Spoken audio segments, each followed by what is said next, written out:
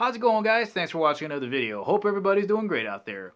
So today's video is dedicated to all of the students that are either going into college or maybe they're already in college and trying to decide, hey, when this whole thing clears up, do I want to rush for a fraternity or a sorority? Should you do it or should you be scared? Let me tell you what I know.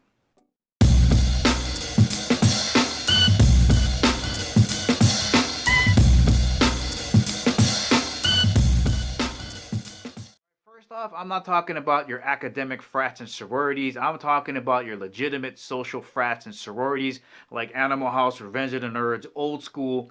It's not just a cakewalk to get in. Like, there's some work to be done. Now, my general feeling is if you think you want to do it early. Get in your freshman year. Here's why. You got to get in early, guys. That way you can enjoy your freshman, sophomore, junior, senior year. Maybe you become a pledge master, maybe an officer. You get to pledge different classes. Now, I'm not saying that if you're a junior or a senior, you shouldn't do it. It's just that your time is limited. Like for me, I did 2 years at community college. Then I went up to the University of Hawaii. During my junior year, I didn't even know UH had a Greek system, so I only had my senior year, literally my last semester. My cousin was like, hey, go check me out at Campus Center. I'm going to be at the rush table for my sorority. So I showed up and then I asked, hey, what kind of frats are around? And that's how I started. When I think how close I came not to having this experience, it was spooky. So if you're going to go in, try to get it done in your freshman year so you have a longer amount of time to enjoy that experience in college. And the last thing I want to say about pledging early is this. One of my biggest regrets is right after I graduated, I was off to law school. I didn't have a chance to pledge any classes. I didn't have a chance to get to know the brothers that had been in the fraternity for a super long time. I was basically gone for 3 years. Like, I would come back and maybe in the middle of Hell Week I got to see what's going on. I got to yell at some peons or whatever.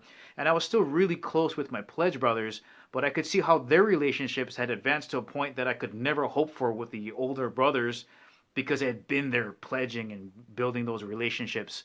So a huge regret and bummer I have is I never got to build those relationships. And if you pledge late, that's what's going to happen. So again, get in early. Alright, so the next thing I want to bring up is if you're thinking about rushing for a frat or sorority, you better make sure that you're 150 bazillion% dedicated. Don't start the process unless you are going to put everything you have into it, because pledging a class is expensive and it's time consuming.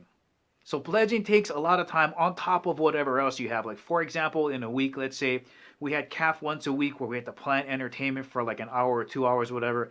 Then we had all of the assignments that we had to do, making pledge pins, making black books, making your paddles, doing community service, functions with sororities, all of that stuff, in addition to whatever else you got going on. So if you're not going to put the frat or sorority on the top of your list, don't waste your time, don't do it. Alright, so you said to yourself, yep, I'm all in. I want to rush for a frat or sorority. How do you pick?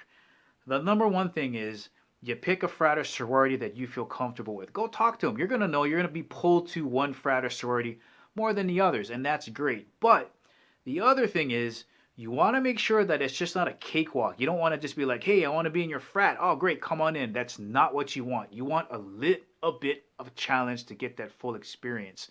So you got to balance it out, right? Let's say you feel super comfortable with one frat or sorority and it's just a cakewalk. That's not what you want.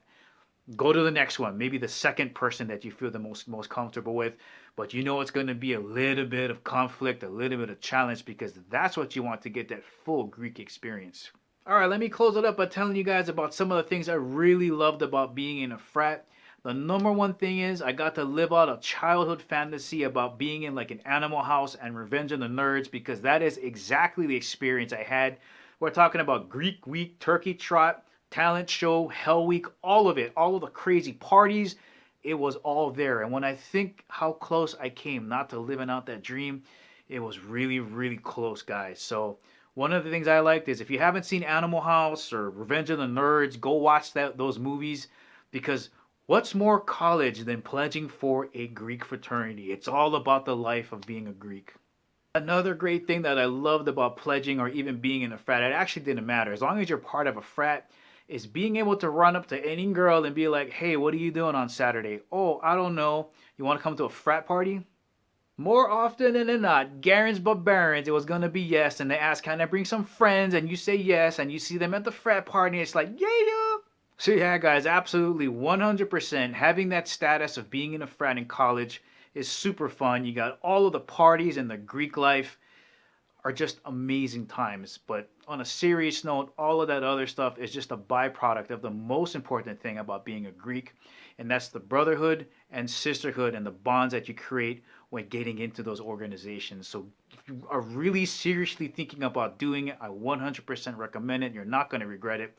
It's like putting that cherry on top of your college career. You're going to have lasting lifetime memories and bonds that you will never forget. So if you're thinking about doing it, I highly recommend it. Guys, that's the ending of the video. Hope you enjoyed it. If you liked it, please give it the thumbs up. If you haven't subscribed to Kimo 365, please do. Remember, catch you guys. Laters.